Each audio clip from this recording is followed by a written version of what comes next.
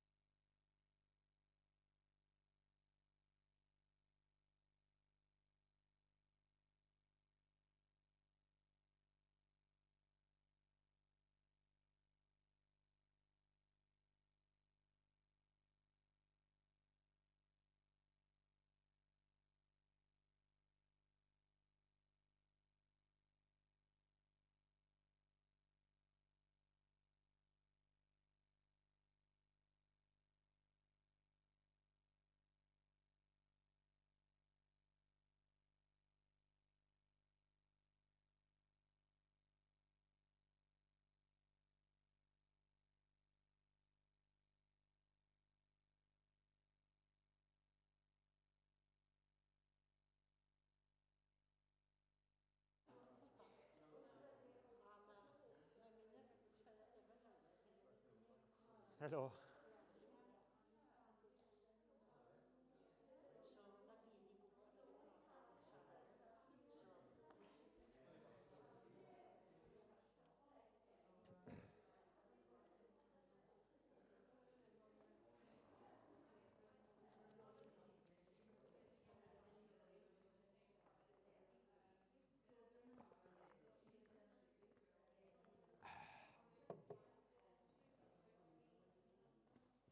Helo. 1, 2, 1, 2. 1, 2. 1, 2, 1, 2. 1, 2. 1, 2. Are you receiving? Level okay? Diolch.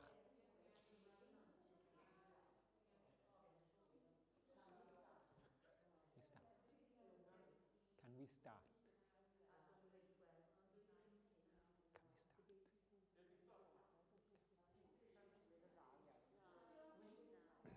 Geraint coming? Do you know if, is he coming, Geraint? He might turn up. Okay, I'll grab a few of those units in case. Oh, yes. In yes. case you Yes, do.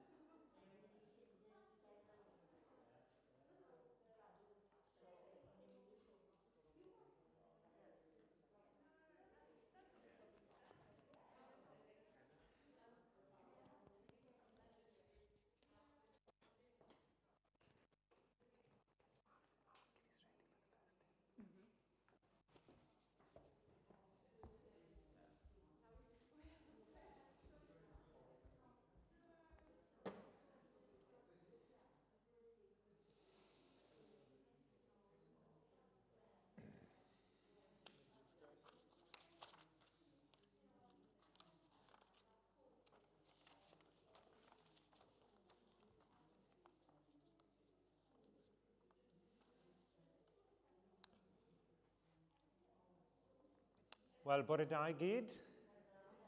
Croeso cynnes i'r Oedfa, a chroeso cynnes hefyd i bawb sy'n gwylio o adre. Newn ni gyflwyno gofal yr Oedfa i'r arglwydd.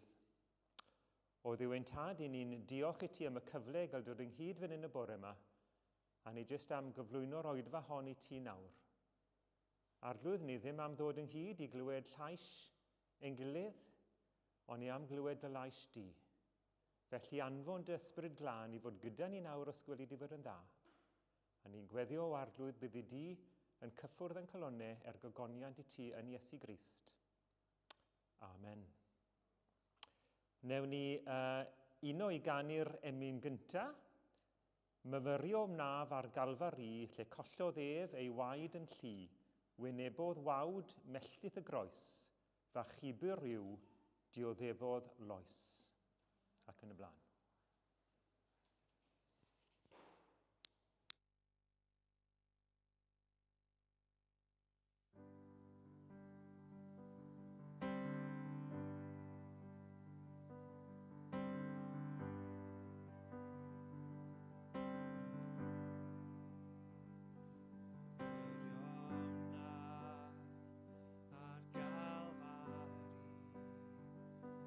Collodd ef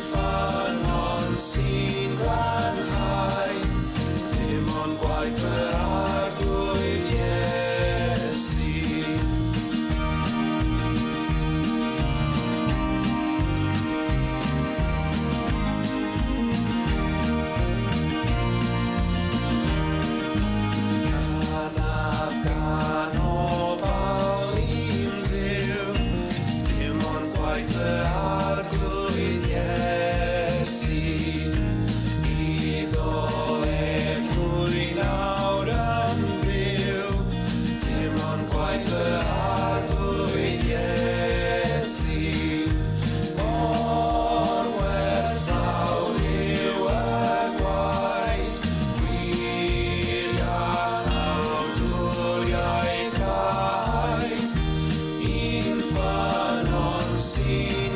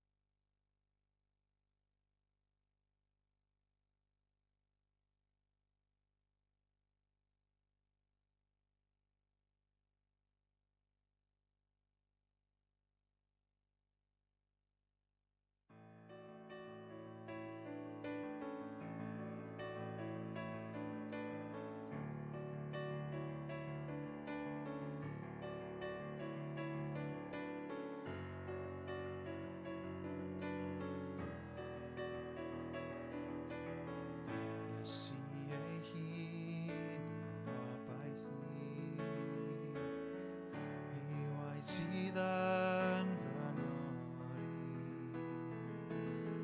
Does dim i'w roi gan fy noriw, yn enw Iesu nawr wyliw.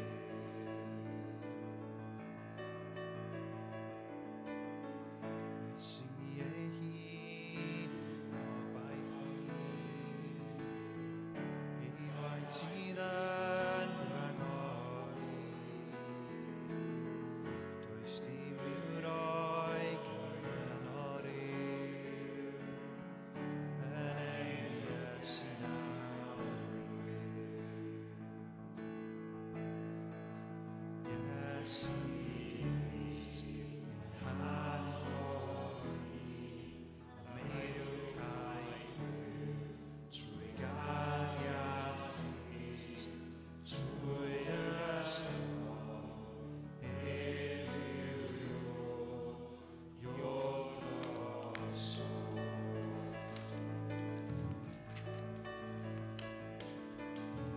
Rwyf yn mag yn yr ars, mi ddod â feto drwy ei ras, trwy gael da beth a dda. Diogelwyf yn gwyfau law. Diogelwyf yn gwyfau law.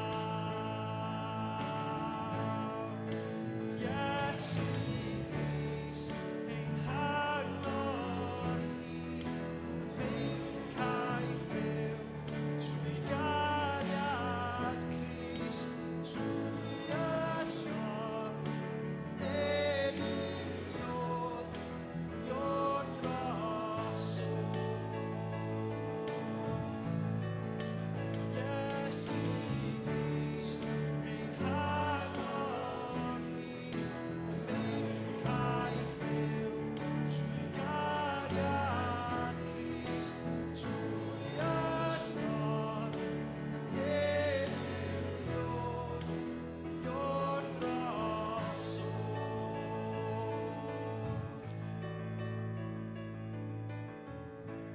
Pan ddaw'n ôl gwelai'r lew, ni gafod yno gydag yn rhannu o'i gyflawnder yn etifedd teyrnas Iesu Grist, ein hangor ni, y meirw caiff fyw, trwy gariad Crist, trwy ysgol, efyriod, yw'r drosodd.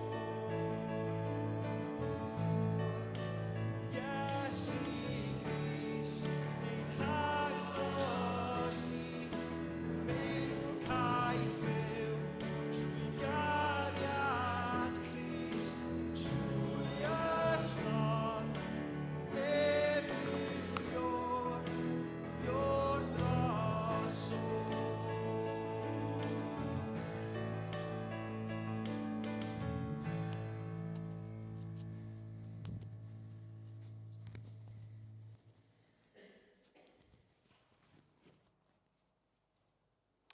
Wel, coeddiadau. Mae'n wythnos hanner tymor, felly mae pethau yn chydig yn wahanol. Gyntaf all henw am hanner awr wedi 4, fe fydd y parch Meirion Morris yn anerch. Ac yna yn ystod yr wythnos, fe fydd y cyfarfod gweddi arferol ar nos Fercher am 6 o'r gloch. Ac yna Sul nesa, yn y bore, disgwylir brawd Carwyn Greaves i bregethu, ac yna yn yr hwyr y brawd Ian Jones am hanner awr wedi 4. Dyna felly y cyhoeddiadau. Wel, bore yma, dwi am ddiolch i'r rhai sydd wedi camu mewn ar y funud ola. Dwi'n diolch i Mark sydd yn gofalu am live stream. Diolch yn fawr Mark yn gamu mewn y funud ola. Diolch yn fawr Geraint am fod yn barod i wneud cyfieithu, oherwydd bod pobl i ffwrdd ar hanner tymor, oherwydd salwch. Ni wedi goffod dibynnu ar bobl yn dymewn, fel ni gweud ar y funud ola. Felly diolch yn fawr iawn i chi am gynorthwyo. Wel nawr te, am ychydig amser heddi, dwi am roi sylw i'r un adnod o'r testun, Ioan 15, adnod 13, geiriau Iesu Grist, noson cyn y croeshoeliad. Noson olaf Iesu Grist ar y ddeiar. Y cariad mwyaf all unrhyw un ei ddangos ydy bod yn fodlon marw dros ei ffrindiau. Slide 1. Ac fel o'n i'n gweud, bron o bod un o'r geiriau diwetha gyda Iesu Grist. Dwi am eich gwahodd chi bore yma i ddod gyda fi yn eich dychymyg i barc yn Sheffield, i Sheffield. Sa'n bod chi wedi bod yn Sheffield erioed. Dwi ddim wedi bod yn Sheffield, ond dwi am eich gwahodd chi bore yma i ddod gyda ni i Sheffield yn eich dychymyg ac i barc yn Sheffield o'r enw Endcliffe Park. Achos yno, yn Endcliffe Park, mae yna gofeb, monument. Mae'n un bach digon dinod o ran golwg. Sdim byd grand amdano fe. Slide 2.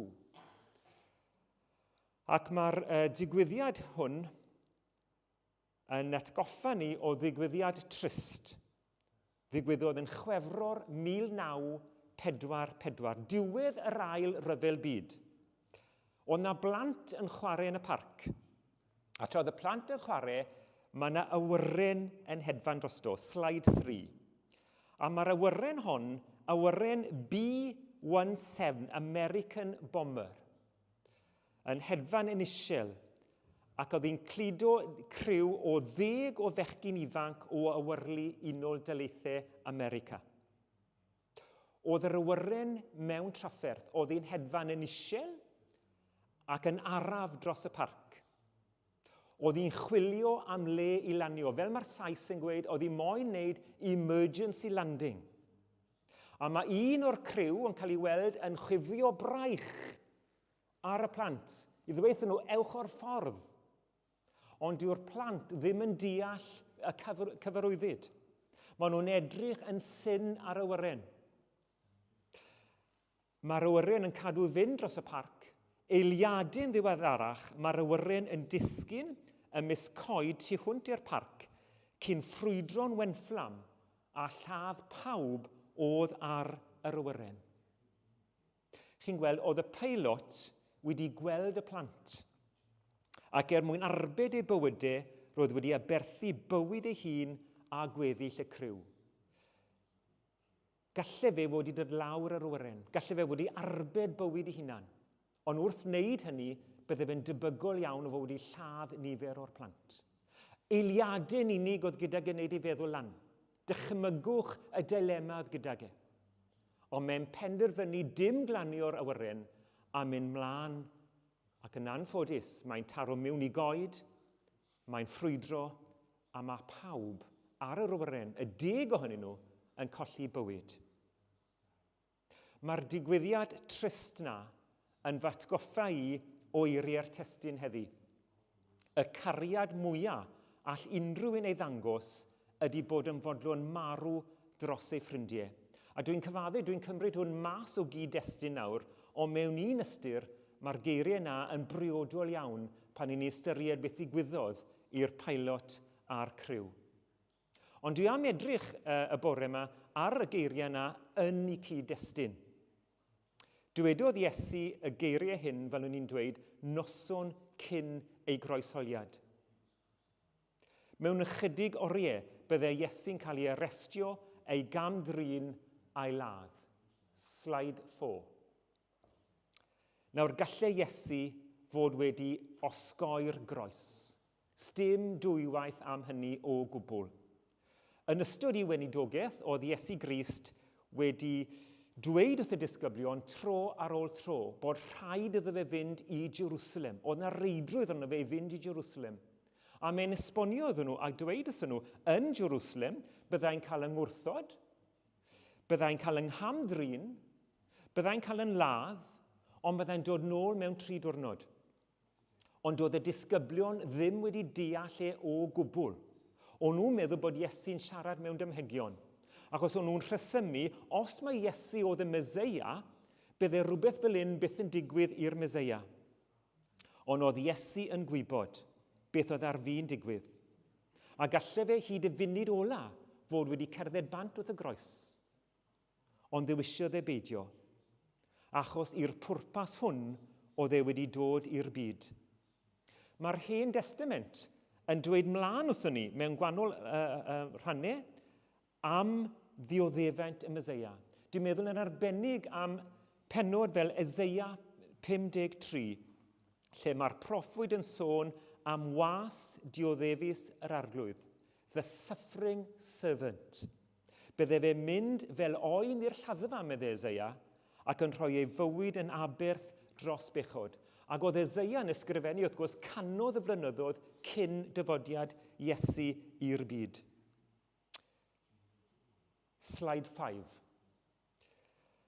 Y groes, chi'n gweld, oedd yr awr dyngedfennol yn hanes y byd.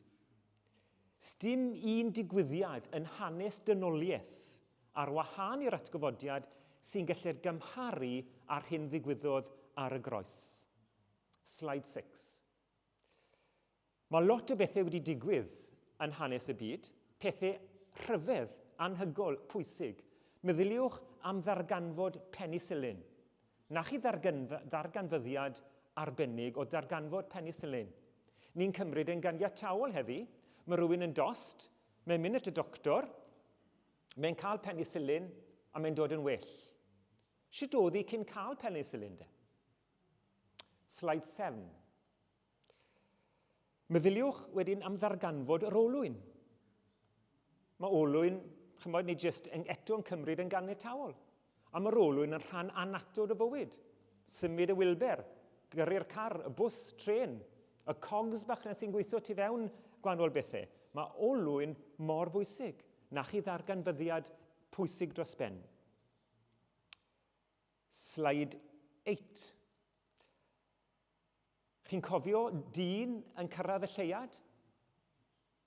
1969 oedd hi. Dwi'n cofio le o'n i. Dwi ddigon hen i gofio. O'n i yn yr ysgol gynradd. Ac oedd yr ysgol newydd gael teledu, di y gwyn fel oedd hi pryd hynny. A mae'r sgwr milltir yn gweithio ni bod ni'n cael amser bant wrth yn gwersi i fi ni weld y moon landing. A beth mawr oedd hwnnw. O'n i'n edrych ar y Lleiad, ac o'n i'n meddwl mae personau o'r blaned hon wedi cyrraedd y Lleiad. Slide 9.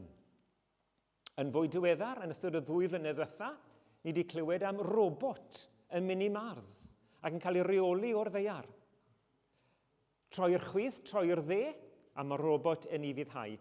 Darganfyddiadau enfawr sydd wedi cymryd lle yn hanes ein byd ni. Pethau mawr, rhai o'n nhw'n bethau gwerthfawr dros ben. Ond chi'n gwybod, sdim byd yn gallu'r cymharu ar hyn ddigwyddodd ar groes Calfaria. Dyna'r digwyddiad mwyaf tyngedfennol yn hanes y byd, lle chi ddod i unrhyw ddarganfyddiad, lle chi ddod i unrhyw ddigwyddiad, ochr yn ochr age, sdim byd i gymharu a beth ddigwyddodd ar y groes y prynhawn hwnnw. Dyma'r cariad mwyaf a welwyd eriod.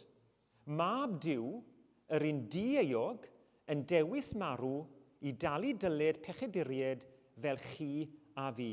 I ddodi fe mewn geiriau pob dydd, fe bod pawb yn deall, cymryd y bai am beth oedd bobl eraill wedi wneud. Nawr, ni'n gweld hi'n ddigon anodd i gymryd y bai pan ni'n wedi gwneud rhywbeth o le. Pan ni'n wedi gwneud rhywbeth o le, yr ymateb naturiol yw ffindio esgus. Rhyw esgus bach i cyfro'n hunain. Pan ddylen ni falle bod yn lot mwy parod i ddweud, sori, fi ar fai. Ond meddyliwch de am gymryd y bai am beth mae rhywun arall wedi wneud. Dwi'n siŵr bydde neb yn barod i gymryd y bai am beth mae rhywun arall wedi wneud. Ond yn hanes Iesu Grist, yn ôl yr ysgrythyr, nath e gytuno i gymryd y bai am ddynoliaeth gyfan.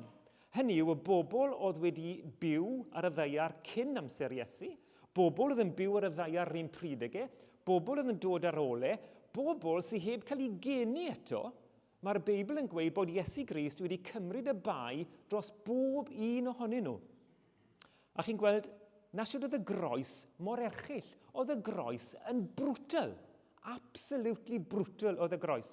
Ac oedd dioddefent Iesu Grist yn enfawr. Nid yn unig y dioddefent corfforol, oedd hwnnw'n ofnadw, ond hefyd rhywbeth i ni ddim rili'n gallu'r ymgyffred. Oedd e'n colli cymdeithas gyda'i dad. A mae tro cynta eriod, mae Iesu Grist yn cael ei wahanu wrth ei dad am gyfnod, wrth bod e'n cymryd arno fe hun y bai am ddynoliaeth gyfan. I fynd nôl am funud i'r tragedi yn Sheffield. Dim dwywaith bod y pilot wedi bod yn rhyfedd o ddewr. Nath e berthu bywyd ei hun a 9 arall mwyn arbed bywyd plant oedd yn chwarae yn y parc. A mae un ohonyn nhw o leiaf byw heddi, a'i enw fe yw Tony Fowles. Nawr, dwi ddim yn gwybod a ddigwyddodd rai o'ch chi weld ond beth amser yn ôl fe nath Tony Fowles ymddangos ar Breakfast Television yn adrodd yr hanes. Mae Tony Fowles yn dweud bod wedi gadael argraff mawr iawn ar ei fywyd Oedd e'n gweud bod e byth wedi anghofio yr hyn ddigwyddodd. A'r llun chi'n gweld ar y sgrin myna nawr, dyna'r 10 cafodd ei lladd yn Endcliffe Park yn 1944. Tynnwyd y llun mae'n debyg ychydig o amser cyn y digwyddiad tryst. Mae Tony Fowles yn dweud bod e'n teimlo rhyw euogrwydd ryfedd o feddwl beth ddigwyddodd. Mae'n codi yn y bore, mae'n gweld yr haul yn gwenu, a mae'n teimlo euogrwydd fod e wedi cael byw a'r criw wedi goffod marw. A mae'n teimlo fe i'r byw. A mae'n gweud neith e byth anghofio aberth y criw, aberth y peilot yna. Wel, sut i ni'n teimlo wrth gofio beth nath Iesu trosom ni? Oedden ni'n teimlo unrhyw beth o gwbl? Oedden ni wedi cyfarwyddo siwt gwmynt gyda'r hanes bod Iesu Grist wedi marw drosto ni, bod e ddim yn cael impact yn ni'r rhagor? Chi'n bod, i ni bosib wedi dysgu am hyn ddaro ni'n blant, falle. I ni wedi bod yn cymryd y cymyn sawl gwaith. Ac erbyn hyn, ni'n cymryd y mor ganiataol o do oedd Iesu farw drosto fi. Mae'n beth enfawr. A fe ddylen ni hefyd fod yn teimlo euogrwydd. Euogrwydd am beth, meddech chi? Wel, euogrwydd am ein pechodau ni. Y pethau hunanol a drwg na wnaeth beri bod rhaid i Iesu i fynd i'r groes. Wel, mae'r sgrythyr yn dweithio ni'n blaen bod pob un wedi pechu. Pawb a bechasant, medde'r Beibl, sneb perffaith i gael. Ac os ydy hynny'n wir, mae rhan gyda ni gyd yng nghroesoliad Iesu. Mae rhan gyda fi, Nigel Davies, dwi'n euog pa math Iesu Grist i'r groes. A mae'r un peth yn wir amdano chi, a mae'n wir un peth am bawb, efallai bod pawb ddim yn cydnabod ni. Mae wedi marw achos bod ni wedi troseddu. A fe ddylen ni hefyd fod yn teimlo euogrwydd am hynny. Ond dyw euogrwydd ohono hun ddim yn ddigon chwaith. Chymod, i ni gyd o bryd i'w gilydd yn gweud, dwi'n teimlo eitha euog yn biti hwnna. Ond dyw euogrwydd ohono hun ddim yn cyflawni dim. Mae angen i euogrwydd i arwen at rhywbeth arall. Dim ond teimlad yw euogrwydd, ond mae'r Beibl yn gweud bod angen i euogrwydd i arwen at edifeirwch. Nawr, ystyr y gair edifeirwch yn syml iawn yw bod yn flin, bod yn sori am y ffordd ni wedi gadael Duw lawr tro ar ôl tro a gofyn am ei fyddeiant. Dyw i ddim yn hawdd, chi'n gwybod, i gydnabod bai. Dyw i ddim yn hawdd i fod yn barod i ddweud sori. Mae'n gros i natur, achos os ydyn ni'n gweud sori, i ni'n cyfaddu arno ni mae'r bai. Fel chi'n gwybod rhan fwyaf chi, dwi'n dad i ddoi o blant. Maen nhw wedi tyfu lan nawr. Ond pan o'n nhw'n fach, fel pob plentyn arall, oedd yna adegau pan o'n nhw'n ddrwg. Ac o'n i'n ffindio mas yn biti fe. A fel tad, oedd gyfrifoldeb gyda fi i ddelio gyda'r mater. A sawl gwaith o'n i'n gweud wrthyn nhw, nawr, drych, fi'n gwybod beth sydd wedi digwydd, ond os wyt ti'n fodlon gweud sori, wneith dad faddau i ti. Ond os nad i ti'n gweud sori, ti'n gwybod beth sy'n dod. Chi'n meddwl o'n nhw'n barod i weid sori? Chi'n meddwl o'n nhw'n dod a gweud, o, sori, dad? Dim o gwbl, defiance oedd hi. Un yn bwrw bai ar y llall. Y brawd yn bwrw bai ar y chwa'r yn bwrw bai ar y brawd. Natur ddynol. Fel na i ni yn teddu bod. A mae'r un peth gyda ni a Duw. Duw yn dad i ni. Ac os ydyn ni'n barod i ddod at Dduw, gan edifarhau, dweud bod ni'n sori, a'i feddwl mae Duw yn fodlon maddau. Sdim un pechod yn ormod i'r arglwydd i faddau. Ond mae hwnna'n beth mawr i ddweud. A'i weid to, sdim un pechod yn ormod i'r arglwydd i faddau. Ond mae rhaid bod ni'n dod yn edifeiriol gerifronnau. Edifeirwch, chi'n gweld, yw'r allwedd i'r bywyd Cristnogol. Gallwn ni ddim dilyn Iesu Grist, gallwn ni ddim bod yn Gristnogion go iawn o'n i bai bod yna edifeirwch. Amser y diwygiad mawr yng Nghymru, oedd hanes gyda ni am y colliers cardarn, cryf, tyff, boes caled, ond dod lan o dan ddeiar yn beichio crio, o'n nhw'n llefen o dan argyhoeddiad, o'n nhw'n gwybod bod nhw wedi gwneud pethau yn erbyn Duw, ac o'n nhw mor flin, ac o'n nhw'n edifarhau gyda bron yr arglwydd, ac oedd yr arglwydd yn ei derbyn nhw. Slaid 12. Oedd Iesu Grist wedi gweud sawl gwaith yn ystod ei weinidogaeth trowch gefn ar bechod, hynny yw edifarhewch, a chredu'r newyddion da. A dyna'r cam cyntaf i ddod i adnabod Duw yn iawn. Cam cyntaf i fod yn Gristion yw bod ni'n cydnabod dwi ddim yn iawn, dwi ddim ddigon da ger bron Duw, arglwydd, dwi'n sori, arglwydd maddau i fi. Mae Tony Foles yn sôn hefyd cymaint yw ei werthfawrogiad am aberth y criw. A mae'n ymweld â'r gofeb bron yn ddyddiol ac yn ei thendion gyson. Slide 13. A dyna chi lun fyna o Tony Foles wrth ymyl y gofeb. Gai ofyn, os yna werthfawrogiad yn ein calonnau ni am yr hyn nath Iesu trosom? Yn wahanol i'r criw oedd ar yr awyren, dath Iesu nôl yn fyw. A mae'n fyw heddi. Nid cofeb sydd gyda Iesu, ond bedd gwag. A mae am gael perthynas real gyda ni. Bydde Tony Foles wrth i fodd os bydde fe yn gallu cwrdd gyda'r criw, cwrdd gyda'r pilot na. Siglo llaw dege a gweud diolch yn fawr i chi, sir, am beth wnaethoch chi drosto ni blant nôl yn 1944. Ond dyw e ddim yn bosib. Maen nhw wedi mynd. Ond mae modd i ni i ddiolch i Iesu Grist, achos mae gyda ni berson sy'n fyw, mae Iesu Grist yn fyw. Mae yna lun enwog gan yr arlunydd Holman Hunt. Slide 14a. Ac mae'r llun mae Holman Hunt wedi darlunio yn portreadu yr Iesu atgyfodedig yn curo ar ddrws. A'r hyn sy'n arwydd o cawl iawn ynglyn â'r drws, i chi'n gallu gweld yn blaen myna yn y llun, sdim bwlyn iddo fe, sdim handlen i'r drws. Ar y tu fas yn unig mae'r bwlyn, sdim bwlyn tu fewn. A beth mae hynny'n golygu, wrth gwrs, mae dim ond y person tu fewn sy'n lle agor y drws. So'r person tu fas yn gallu'r agor y drws.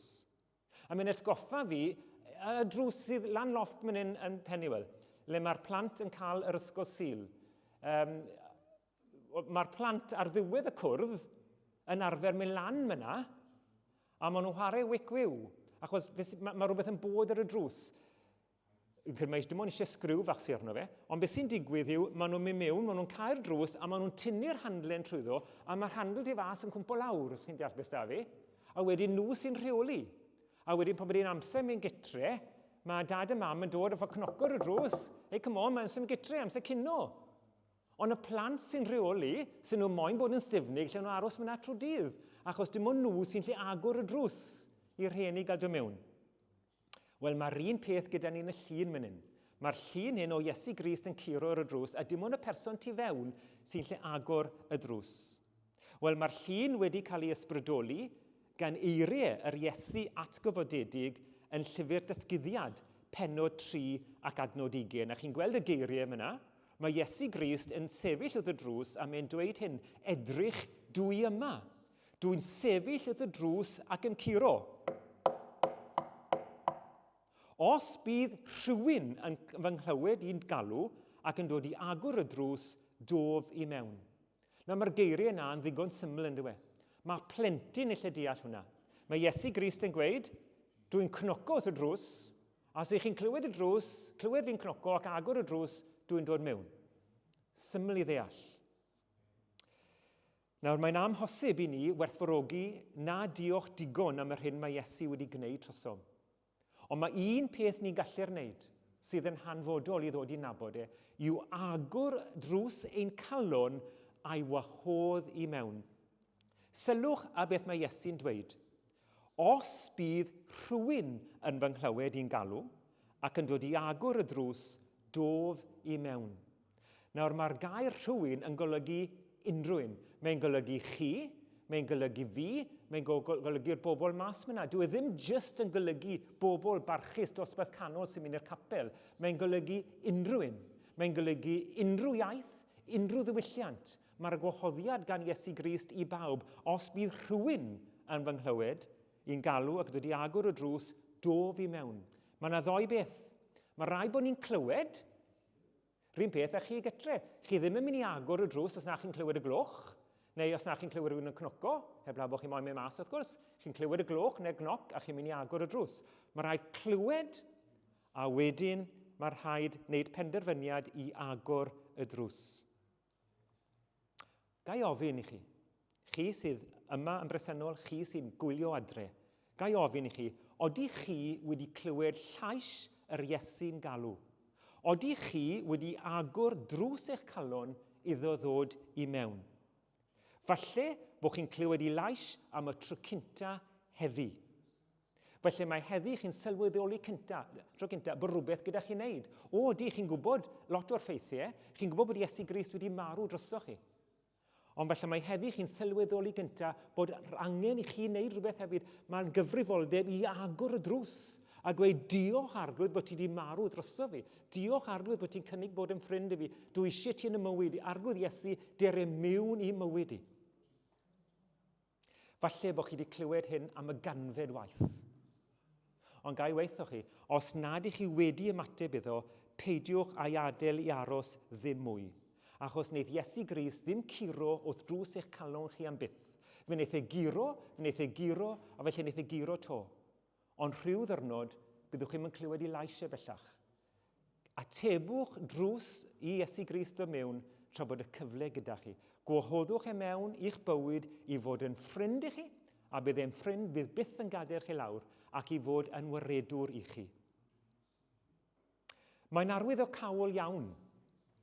I fi nôl i'r stori yn Sheffield unwaith eto, mae enw'r awyren nath grasio yn Sheffield oedd Mi Amigo. Ac os chi'n gwybod unrhyw beth am yr iaith Sbaeneg, mae Mi Amigo yn golygu fy ffrind. A dwi'n meddwl bod hwnna'n ironic dros ben, bod yr awyren nath arbed bywyd y plant na yn cael ei alw'n Mi Amigo.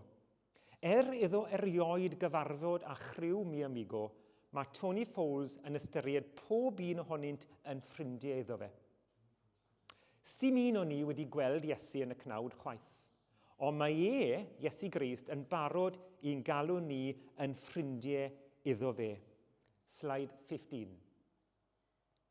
Chi'n cofio ei eiriau y noson cyn iddo gael ei groesolio.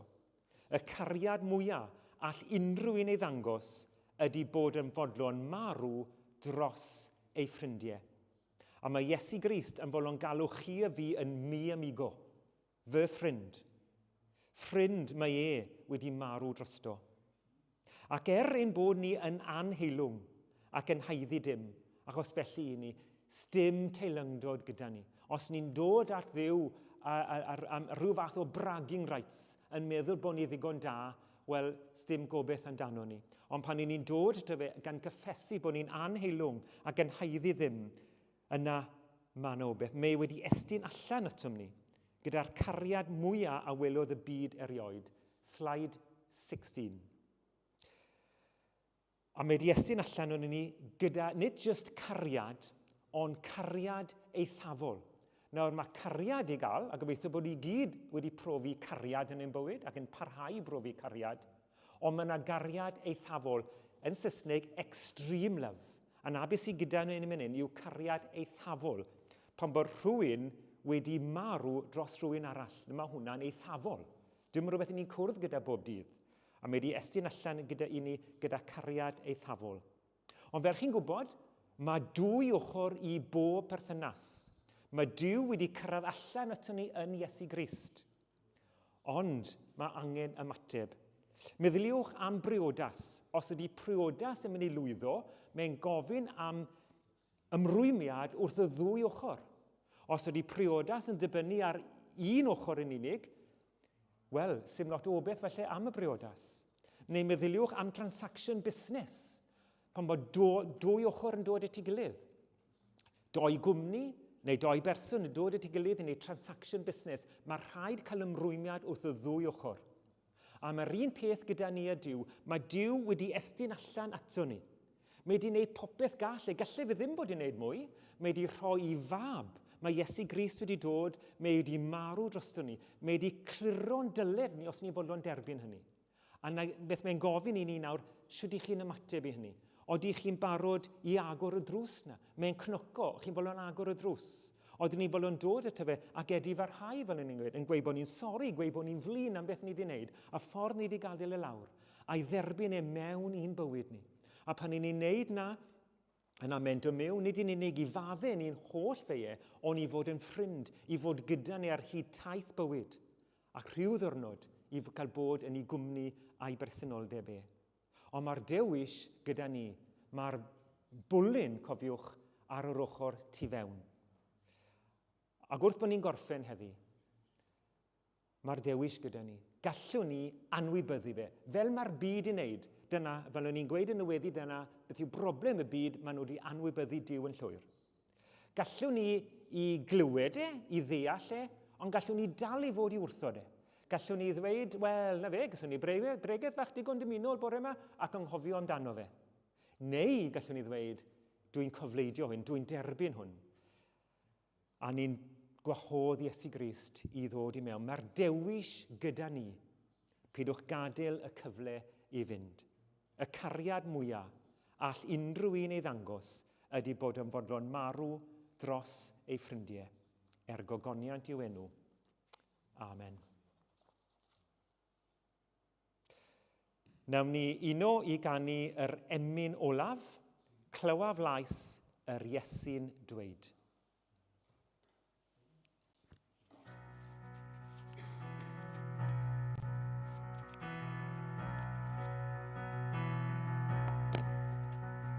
Clywaf lais yr Iesu'n dweud, fod ysbryd mewn y iau, plentyn blant o fata fi, fo fi tîm yn gallu ddau.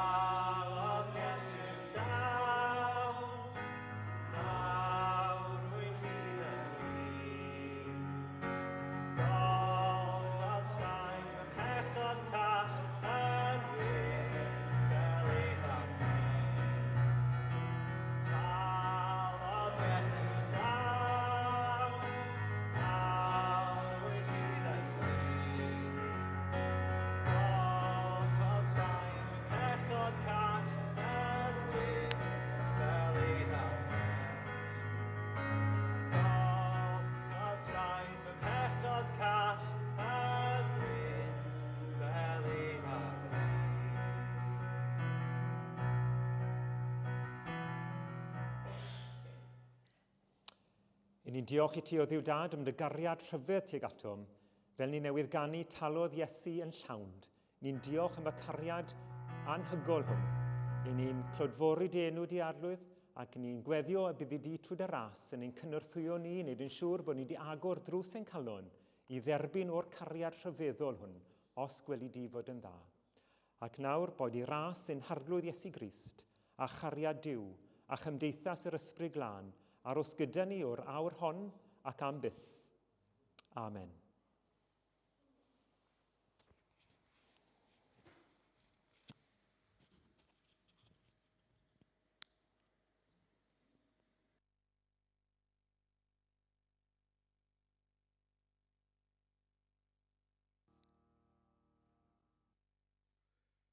Well, we're going to read together then from the book of